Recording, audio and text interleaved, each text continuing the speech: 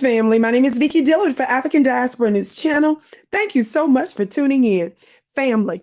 Now, Ricky Smiley, as I call him affectionately, Ricky Smiley, a member of the Boule class that is a rejection and absolutely useless to the upward mobility and success and evolution of Black Americans. He went on a rant to scare Black folks to death, to turn toward apparently the Democrat Party related to the ICE raids on illegal. Somebody say illegal. Somebody say unlawful migrants entering the countries. That's also called a criminal.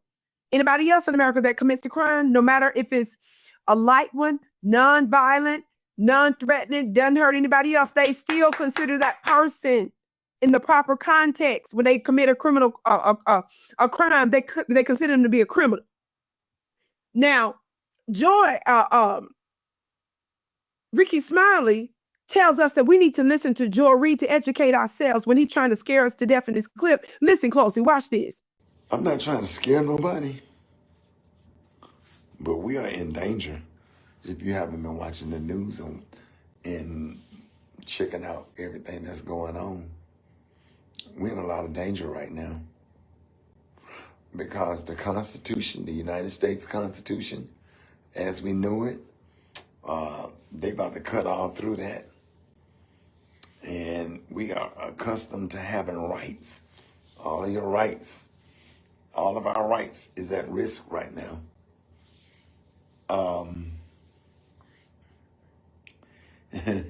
That whole Make America Great Again, as far as this administration and the way he is going and the way things are going. And when they say great again, that means your ass don't have no rights. If you go and watch Joy Reid videos, if you get an opportunity to watch Joy Reid videos, go watch them. You'll learn a lot, especially her video on slavery.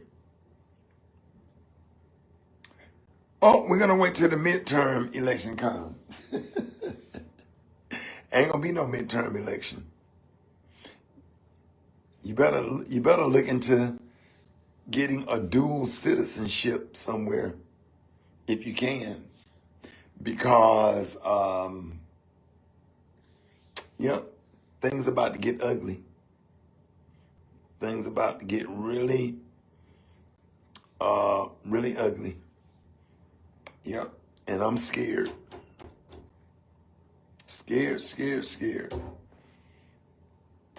It might be a point where we might have to pack up our families and leave, because if ICE can get immigrants or whatever and just go and get them and without their due process in court, why can't they do it to everybody else? Family, the fact that he's even telling you that lets you know that he and Joy and others very likely are behind the scenes chit-chatting, and they getting their little cues and their narratives from each other, and based on information and belief, very likely certain Democrat operatives and insiders, so that they can all say the same kind of stuff at the same time using their media outlets. Now, of course, Joy Reid was fired from MSNBC after dogging us, after attacking us.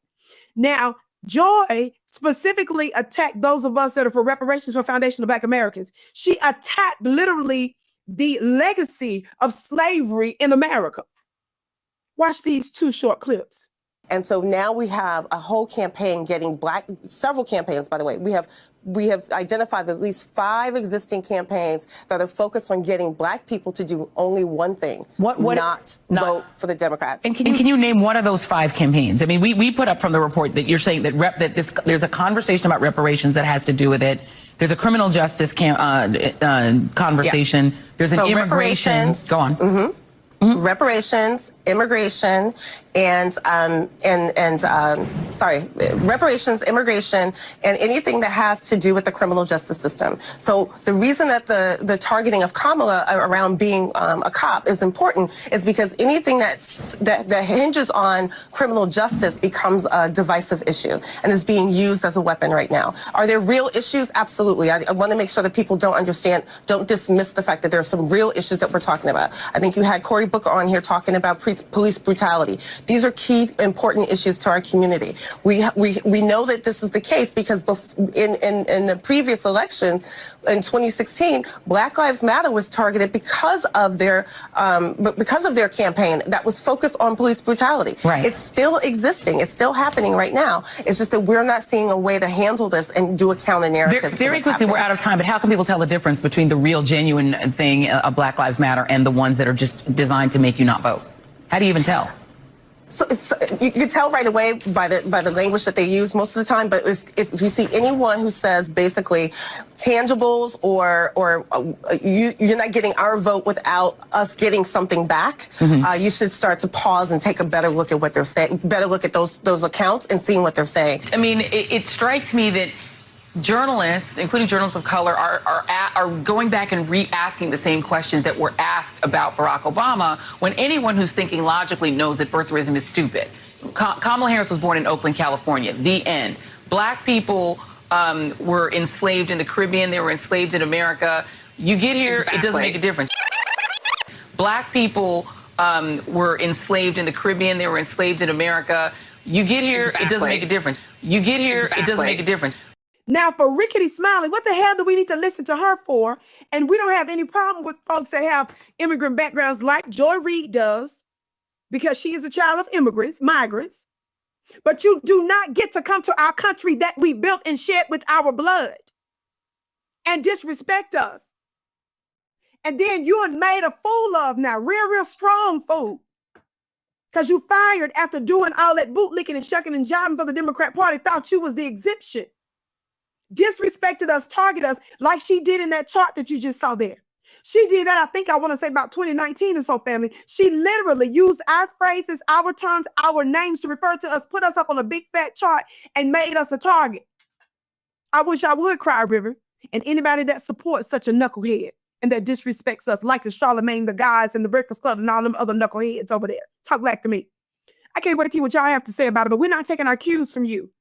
We respect the family around the world that have experienced enslavement, colonization. And how many of you all know that CARICOM in the Caribbean had their own reparations movement? We're not hating on that. We agree with that. We support that. So why